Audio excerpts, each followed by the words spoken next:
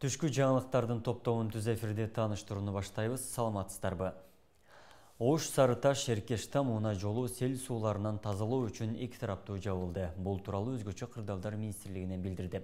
Маалыматка ылайык, бүгүн 25 апрелде саат 9:00 чамасында жааган жаандын кесепетинен коктук олоттордон келген сел суулары Ош Сарыташ Эркештам унаа жолунун болжол менен 40-44 чакырымы аралыгы каптагандыгына тууралуу маалымат түшкөн. Жерни тазалоо иштерин жүргүзүү максатында техника тартылган. Учурда каттам эки тараптуу жабык. Кошумча маалымат берилет. Ички иштер министрлиги өз мекенинде каржы пирамидасын уюштурууга жана ири суммадагы акчаны кымырып алууга шек саналган Кытай жараны кармалганын кабарлады. Милиция тараткан маалыматта бул жаран Кыргызстанга 2013 жылы келгени, 2014 жылдан тартып өлкөдө мыйзамсыз жүргөнү айтылат. Ал 2013 жылы Бейжиңде компаниялардын биринин башкаруучусу болуп турганда каржы пирамидасын түзүп 200 миллион юанды алып качып кеткен.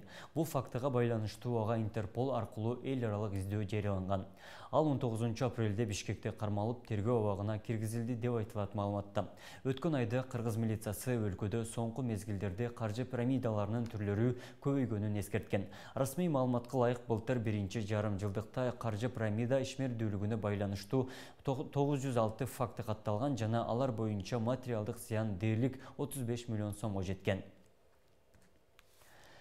Министрлер кабинетинин төрагасынын биринчи орун басары Арзыбек Кожошов Тышкы иштер министрлигинин жамаатына министрдин милдетин аткаруучу Жээнбек Кулбаевди тааныштырды.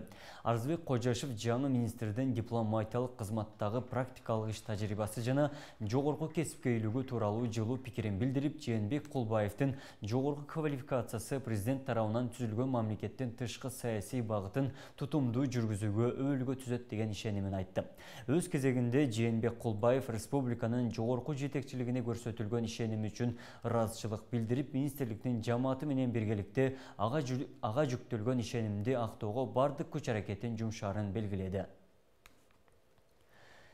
Министрлер кабинетинин төрагасынын орун басары Эдил Байсаловдун төрагалык астында 2022 жылы тоо экосистемаларын жана климаттык туруктуулукту коргоо жылына даярдык көрүү жана аны өткөрүү боюнча улуттук уюштуруу комитетинин биринчи кеңешмеси болуп өттү.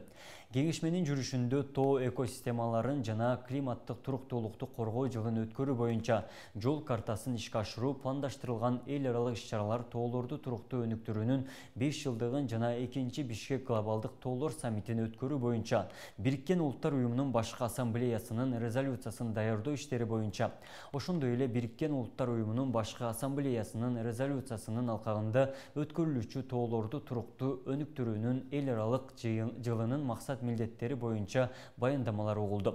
Биринчи кеңешменин жыйынтыгында тийиштүү министрликтерге климаттын туруктуулугу жана тоолуу аймактарды өнүктүрүү жаатында эл аралык уюмдар менен тыгыз кызматташуу боюнча иштерди активдештирүү тапшырылды. Ошондой эле аталган иш-чаралардын координаторун аныктоо жана тышкы саясат чөйрөсүндөгү ыйгарым укуктуу орган менен макулдашылган иштерди жүргүзүү сунушталды. Билим берүү жана илим министри медициналык окуу жайларга 15-июнга чейин бир нече талаптарды жана тапшырмаларды аткарууга убакыт берди. Бул тууралуу министрдин орун басары Расул Абазбек уулу Маралдын эфиринде билдирди. Медициналык окуу жайларды эл аралык аккредитациядан өткөрүү жана саламаттыкты сактоо министрлиги бере турган номер 6 форманы тууралап коюу же жаңылоо милдеттендирилди. Эгерде коюлган шарттар аткарылбаса, анда ошол медициналык окуу жайдын быйылкы жаңы окуу жылында студенттерди кабыл алуусуна уруксат берилбейт деп айтылат маалыматта. Саламаттыкты сактоо министрлигинин маалыматында апрель айынан тартып медицина кызматкерлери үстөгү жана кошумча төлөмдөрү сакталган шартта 50% жогорулатылган майына ала баштайт. Ага ылайык эмгек стажы бар кызматкерлер саламаттыкты сактоо системасында иштеген жылдары үчүн кошумча 5 жылдан 10 жылга чейин 10% ставка, 10 жылдан 15 жылга чейин 20% ставка жана 15 жылдан ашык болсо 30% менен алат. Бул кенже тейлөөчү жумушта иштегендерге тиешелүү эмес.